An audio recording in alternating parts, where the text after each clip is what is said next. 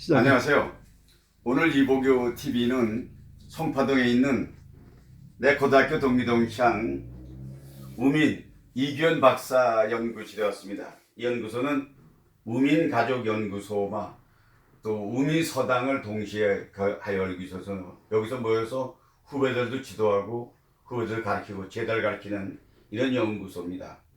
그런데 이 친구가 내가 존경하는 이유 중에 하나는요, 박사학위를 두 개를 갖고 있습니다. 하나는 교육학 박사를 가지고 있고 또 행정학 분야의 사회학 박사를 가지고 노인 문제, 성 문제에 대해서 전문적인 연구를 해가지고 지금 책을 저술활동을 해서 두 개를 쓰고 있는데요.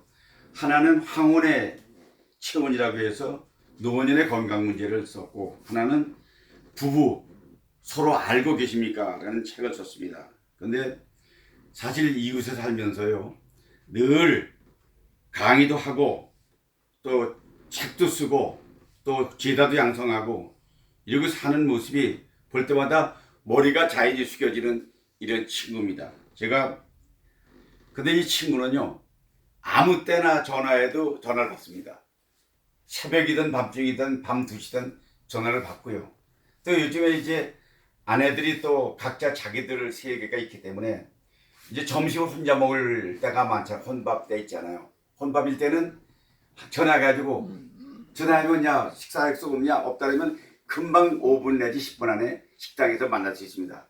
근데 만나는 식당이요, 그게 거창하고 비싼 집이 아니고요, 우리가 만나는 식당은 늘 동네에 있는 5천 원만 내면 먹을 수 있는 가정식 백반, 또 여기 여성 문화회관에 가면은 또 노인들을 위한 서비스로 3,500만 주면 식사할 수 있는 식사 두 개를 같이 합니다. 그런데 제가 이제 자랑스럽게 생각하는 친구는,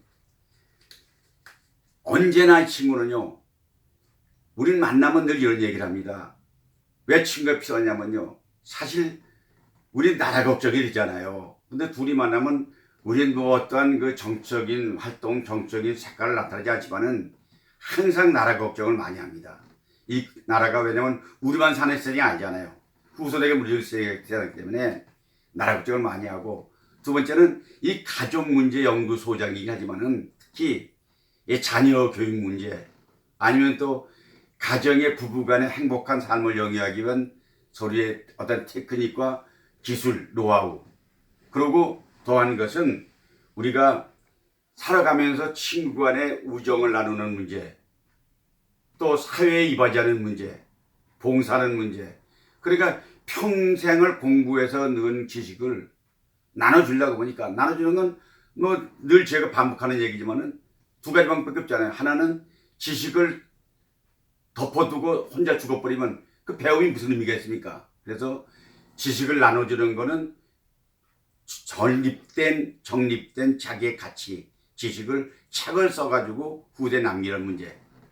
두 번째는 그 지식을 책 보기 못할 경우에는 모여서 강의를 통해서 지식을 전달해주는 이런 것이 중요합니다. 그런데 우리가 더 중요하게 생각하는 가치는, 우리가 다 이제 80세가 됐잖아요.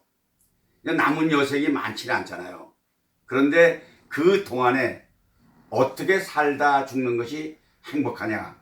그래서 그 결론은 똑같이, 야, 죽을 때까지 가급적 누워서 기저귀차고 있는 시간이 없도록 하고 걸어다니다가 죽자. 그런 방법은 늘 하루에 10,000보 걷기 운동을 생활하고 있습니다. 이 친구도 어김없이 10,000보를 걷습니다. 저도 10,000보를 늘 걷는 운동을 하는 것은 바로 건강을 위한 것이고, 두 번째는 뭐냐, 지식이 못 쓰는 지식이 아니라 쓸만한 지식을 젊은이에게 골고루 나눠주기 위해서는 엄청난 자기 각고가 필요하잖아요. 이 친구가 요새 앉아서 책 쓰는 게 불편하다고 여기 보니까요, 서서 타이핑을 하고 있습니다. 서서 책을 쓰고 있습니다. 그 독서도 앉아하는 시간보다는 서서 들고 하는 시간을 많이 가는 사람입니다.